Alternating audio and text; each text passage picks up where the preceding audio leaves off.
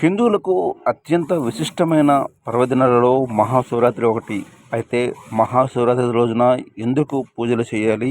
ఆ పూజల ప్రతిఫలం ఎలా ఉంటుంది? మరోవైపు ఈ సంవత్సరం వచ్చిన మహాశివరాత్రి విశిష్టత ఏమిటి? తదితర అంశాలకు సంబంధించి జేకే న్యూస్ ప్రత్యేక కథనం. పేరు ఒకసారి మీ పూర్తి అంటే బ్రహ్మ అంటుంటారు, మీ పూర్తి పేరు చెప్పండి. నా పేరు వి వెంకటరమణ. బ్రహ్మంగారు అని అంటారండి. ప్రకృతి శివరాత్రి శుభాకాంక్షలు అండి. ప్రకృతి శుభాకాంక్షలు. ఉత్తరాంధ్ర ప్రజలకి అందరికీ ఆనందంగా సంతోషంగా ఉండాలని ఈ శివరాత్రి నాడు బ్రహ్మంగారు ఆరాధన చేస్తారు కందిమల్లిపల్లి కడపలోని. మొత్తం ఎక్కడెక్కడ ఉన్న వీరభద్రుల స్వామిని పూజ చేయాలండి. అలాగే పూర్వం ఏంటంటే చెక్క బొమ్మలు ఉండేయండి.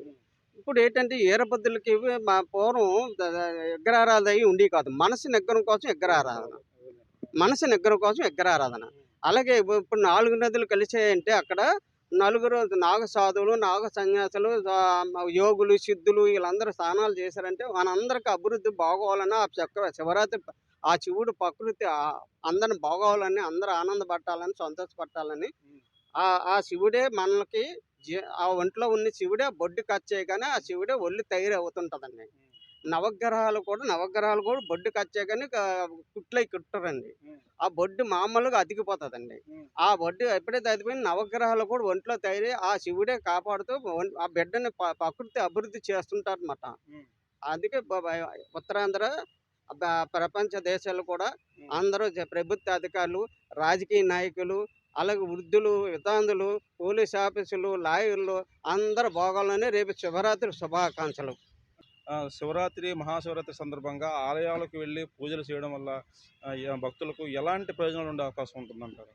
రేపు నుంచి ప్రకృతి చాలా ఇబ్బందికరంగా ఉంటుందండి. ఎందుకంటే ఇక్కడ పిల్లలు ఉన్నారంటే వాళ్ళకి ఏం తెలియదు.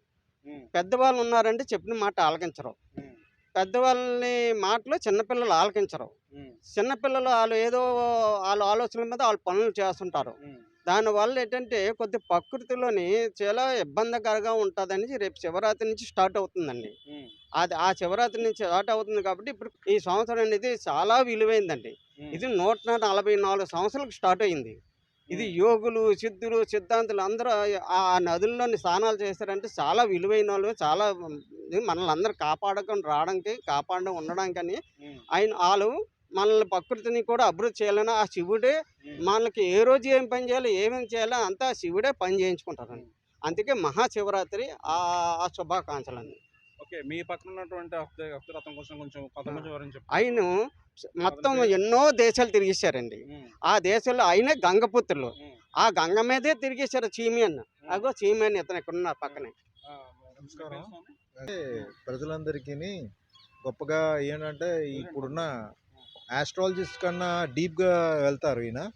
మరి ఈయన చెప్పింది కొంచెం లేట్ అవుతుంది కానీ ఇన్స్టెంట్గా అవ్వదు కానీ గ్రాడ్యువలీ అది జరగడం మటుకు వాస్తవం. ఎందుకంటే బ్రహ్మంగారు ఎన్నో చెప్పారు, అవన్నీ జరుగుతున్నాయి ప్రకృతిలోని. దానివల్ల ఈరోజు ప్రతి ఒక్కళ్ళలోని మన ఆంధ్రప్రదేశ్ స్టేట్ ఉందంటే వరల్డ్ అంతా ఒక ఎత్తు, అందులో ఇండియా ఒక ఎత్తు, ఇండియాలోని ఆంధ్రప్రదేశ్ ఒక స్టేట్ ఒక ఎత్తు. ఈ జనాలు ఉన్నారంటే రోడ్డు మీద పడిపోయి ఉన్న బొమ్మను చూసినా వాళ్ళ మనసులోనే అమ్మ దేవుడు అని అనిపిస్తుంది. ఆ రకంగా చేయడం వల్ల ఈ ప్రపంచాన్ని కూడా కాపాడే శక్తి మనలో ఉంది, దాకుంది. అదే పెద్ద శివుడు అనమాట, పరమశివుడు. కాబట్టి మనం అందరం కలిసి కాస్త మంచిగా ఆలోచించి ప్రజలందరినీ ఏకంగా మంచిగా బతకాలని కోరుకుంటున్నానండి. యాక్చువల్లీ శివుడిని భూమిగా పరిగణించి దాని మీద రకరకాలవన్నీ వేస్తున్నారంటే మనుషులు భూమిలో అందులో ఉన్న ప్రజలు మనము అందరం శాంతి, సుఖ, సంతోషాలతో బతకాలని కోరుకుంటూ అది మనం వేస్తున్నట్టు అనమాట. మన ఒక్కరి గురిండే కాదు, అక్కడ అందులో ఉన్న జగత్ అందరూ ఏంటేంటున్నాయి, ఇన్ని కోట్ల జీవరాశులు భూమి మీద కానీ నీటిలో కానీ ప్రవహించిన అన్నిటికీ సుఖశాంతులు కలగాలని మనం శాంతి గురించి అది పూజ చేస్తున్నాం సార్. అంతకన్నా ప్రత్యేకత ఏమీ లేదు. అదే గొప్ప. అది ఇది చాలా సింపుల్గా అందరికీ కూడా ఒకటే కాన్సెప్ట్. మంచి సౌభాగ్యాలతో వర్ధిల్లాలి, ప్రజలందరూ కూడా క్షేమంగా ఉండాలి అనేటువంటి ఒక మంచి కాంక్షతో ప్రతి ఒక్కరూ కూడా ఆ పూజలు చేసినట్లయితే మంచి ప్రతిఫలం లభిస్తుంది. ఎంతసేపు కూడా ఈ రోజుల్లోని మనిషిలోని ఏదైతే స్వార్థ భావాలు పెరిగిపోతున్నాయో ఆ స్వార్థ భావాలను నియంత్రించుకోగలిగితే తద్వారా సొసైటీ బాగుపడేందుకు అవకాశం ఏర్పడుతుంది. ఎప్పుడైతే మనకి సమాజం బాగుపడుతుందో సమాజంలో అంతర్భాగంగా ఉన్నటువంటి ఉన్నటువంటి మనం కూడా బాగుపడేందుకు అవకాశం ఏర్పడుతుంది. ఏదైనప్పటికీ కూడా ఆ పరమేశ్వరుడి ఆశీస్సులు అందరికీ ఉండాలని తెలియజేసుకుంటూ మొత్తం భక్తుల ప్రజలందరికీ కూడా మహాశివరాత్రి శుభాకాంక్షలు.